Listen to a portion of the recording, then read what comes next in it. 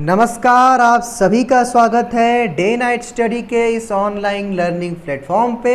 दोस्तों, वो वीडियो आप सबके लिए आ गया है जिसका आप लोग बेसब्री से इंतज़ार कर रहे थे और लगातार आप सभी के कमेंट्स आ रहे थे कि सर जल्दी से हमें जीके और जीएस का पूरा सिलेबस बता दीजिए। तो दोस्तों, कल के वीडियो में हमने आपको, जहाँ तक हमें उम्मीद है कि हमने ज्योग्राफी का कल सिलेबस डिस्कस कर दिया था, आप लोग उसको देख लीजिएगा। अभी तक जिन छात्रों ने उस वीडियो को नहीं देखा है, जाकर के आप लोग चैनल के प्लेलिस्ट में या फिर वीडियो में जाकर के देख लें। हमने कल के वीडियो में कंप्लीट ज्योग्राफी का सिलेबस डिस्कस कर दिया है और आज की इस वीडियो में हम पॉलिटी यानी कि जो जीके जीएस का जो सबसे महत्वपूर्ण कहले टॉपिक होता है, सबसे मोस्ट इंपॉर्टेंट टॉपिक होता है, जिससे आपके एंट्रेंस एग्जाम में 15 से 20 क्वेश्चन, चाहे हम काशी विद्यापीठ की बात करें, यूपी कॉलेज की बात करें या फिर हरिश्चंद्र महाविद्यालय की बात करें, इनके एंट्रेंस एग्जाम में आपके पॉलिटी से क्वेश्चन पूछे जाते हैं। दोस्तों, जो एग्जामिनर आपके पेपर बनाते हैं, आपका पॉलिटी सबसे मोस्ट ऐसा एक टॉपिक होता है ना कि उनका भी पॉलिटी को लेकर के एक जुड़ाव होता है, राजनीति को लेकर के जुड़ाव होता है और मैक्सिमम क्वेश्चन वो लोग इससे पूछते हैं। यानी कि उनका एक फेवरेट टॉपिक होता है जीके जीएस का एग्जामिनर का, जो आपके पेपर को सेट करते हैं। तो आपके पॉलिटी से बहुत ही अच्छे खासे क्वेश्चन पूछे जाते हैं, इसका वेटेज अच्छा होता है। तो आज की इस वीडियो में हम कंप्लीट सिलेबस डिस्कस करके आपको बता देंगे कि आपको पॉलिटी में, राजनीति में क्या पढ़ना है। इवन अगर आप CUET की भी प्रिपरेशन कर रहे हैं ना, तो जो मैं आपको टॉपिक बताने वाला हूँ उसमें से मैक्सिमम आपकी चीज़ें CUET में कवर हो जाएंगी। दोस्तों, मैं मैक्सिमम की बात यहाँ पे क्यों कह रहा हूँ कि देखिए, CUET NT ने बोल दिया कि भाई हम केवल 12th का सिलेबस पूछेंगे, 12th का, ठीक। लेकिन आपका विद्यापीठ और यूपी कॉलेज और हरिश्चंद्र क्या कह रहा है कि हम 11 12 दोनों का पूछेंगे, ठीक। तो जो मैं सिलेबस बता रहा हूँ आपको, मैंने क्या किया है कि यूपी कॉलेज, विद्यापीठ और हरिश्चंद्र का पेपर देखा है। पेपर को पूरा एनालाइज करने के बाद मैंने टॉपिक को नोट किया है। इवन जो BHU का जो प्रीवियस पेपर था, जो पहले होता था, उसमें से भी मैंने कुछ टॉपिक नोट किया है और उसका हमने आपको एक कंप्लीट सिलेबस बता दिया है, मतलब डिज़ाइन कर दिया है और वहीं हम आपको एक्सप्लेन करने वाले हैं। आप सबसे रिक्वेस्ट है, वीडियो को पूरा देखिएगा और अपने दोस्तों को शेयर कर दीजिएगा। चैनल को भी सब्सक्राइब कर लेंगे तो आप ही के लिए फ़ायदा है, आगे भी आपको इसी प्रकार की वीडियोस मिलेंगी, ठीक है। हालांकि वीडियो को शुरू करने से पहले आप देख लेंगे कि क्या आपके एंट्रेंस एग्जाम में जीके जीएस का सिलेबस है या नहीं है। अगर है तो आपको ये सिलेबस पढ़ना है, अगर नहीं है तो आपको नहीं पढ़ना है। चलिए हम शुरू करते हैं और आते हैं अपने हम जो है कि सिलेबस पे, यानी कि पॉलिटी, राजनीति शास्त्र का जो होता है, राजनीति बोलते हैं, इसके सिलेबस की। देखिए, पहला जो है मेकिंग ऑफ द कॉन्स्टिट्यूशन, यानी कि भारत का संविधान या फिर कह ले तो संविधान का निर्माण कैसे हुआ। अब इससे आपसे क्वेश्चन ऐसे पूछेगा कि संविधान सभा का निर्माण कब हुआ, उसमें कितने सदस्य थे, कितने दिन में हमारा संविधान लागू हुआ, बना। तो इस प्रकार के क्वेश्चन आपसे इस पहले टॉपिक से पूछा जाएगा।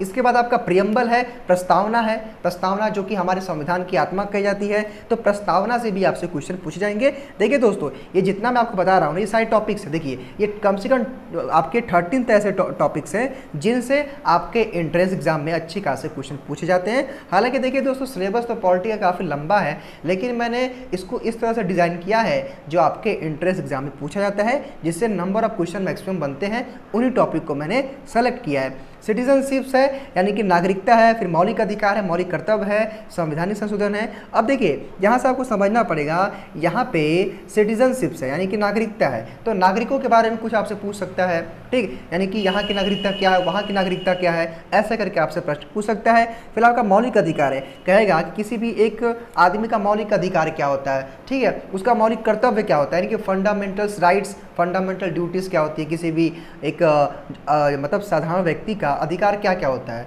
ठीक है। तो ये हालांकि जो हमारे छात्र पेड कोर्स में हैं, तो कॉन्स्टिट्यूशन के कुछ लेक्चर्स में शुभम सर ने बताया आप लोगों को मौलिक अधिकार, मौलिक कर्तव्य। उसके बाद जो हमारे बच्चे पढ़ते हैं, जो दिव्यांशु मैम पढ़ाती हैं आप लोग को पॉलिटी में, जो हमारे बच्चे पेड में हैं, उनको भी मैम ये सब चीज़ें कवर कर रही हैं धीरे धीरे, और एक हफ्ते में सिलेबस कवर कर देंगे, ठीक है। तो ये चीज़ें ऑलरेडी आपको पढ़ाई जा रही हैं, एक बार आप सिलेबस को देख लें।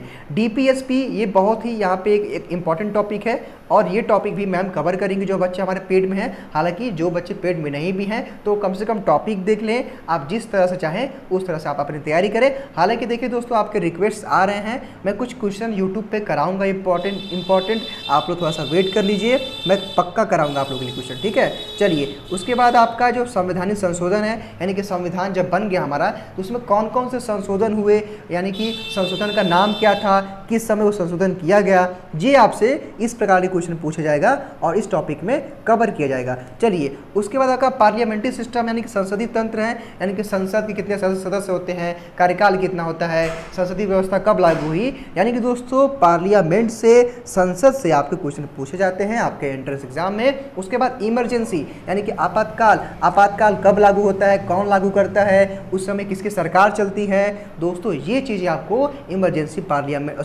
आपको आपातकाल में पढ़ना है। उसके बाद सुप्रीम कोर्ट के बारे में पढ़ना है, इसमें हल्का फुल्का मैम आप लोगों को जब पढ़ाएंगी पेड कोर्स में तो आप लोगों को हाई कोर्ट के बारे में डिस्कस कर देंगे, यानी कि उच्च न्यायालय जो इलाहाबाद में है, सर्वोच्च न्यायालय कहाँ है, नई दिल्ली में, ठीक है। तो सर्वोच्च न्यायालय के मतलब जो आपके स्पीकर होते हैं या फिर जज होते हैं, उनका कार्यकाल कितने दिन का होता है, ठीक है, उनका पेमेंट कितना होता है, तो इस तरह से कितने होते हैं, उनके एलिजिबिलिटी क्या होता है, कब जज बनते हैं, वो कब वकील रहते हैं, तो इस सब टाइप के जो क्वेश्चन होते हैं ना, वो आपके सुप्रीम कोर्ट और यानी कि आपका जो हाई कोर्ट है उसमें कवर हो जाएंगे, ठीक है। आपने देखा हुआ क्वेश्चन कभी पूछता है कि सर्वोच्च न्यायालय के जो है कि जज की वार्षिक या फिर मंथली या फिर मासिक आय कितनी होती है, तो मतलब वेतन कितना होता है, तो वो सारे प्रश्न इसमें जो है आप क्या जाएंगे। उसके बाद इलेक्शन कमीशन यानी कि चुनाव आयोग, यानी कि चुनाव कैसे होता है, चुनाव आयोग का अध्यक्ष कौन होता है, किसको बनाया जाता है, चुनाव आयोग की नियुक्ति कौन करता है,